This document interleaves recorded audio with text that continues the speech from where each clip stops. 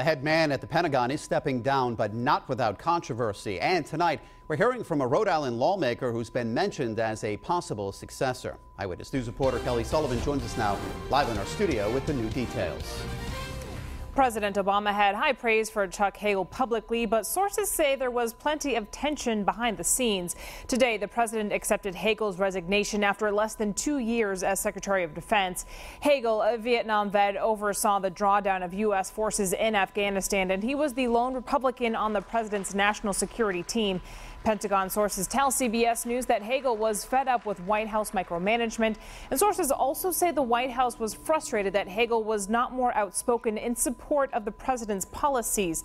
Now, despite those reports, both men spoke fondly today of Hagel's tenure as head of the Pentagon. It's been the greatest privilege of my life, to lead, and most important, to serve with the men and women of the Defense Department and support their families. Thanks to Chuck, our military is on a firmer footing, engaged in these missions and looking ahead to the future.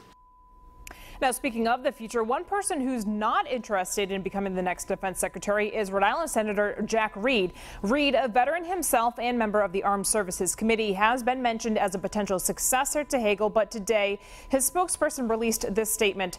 Quote, Senator Reed loves his job and does not wish to be considered for any job but the one he has. He just got through campaigning and asking the people of Rhode Island for another 6-year term, and he plans to honor that commitment. Now, other rumored candidates for the post include former Deputy Secretary of Defense Ashton B. Carter and former Undersecretary of Defense Michelle Flournoy.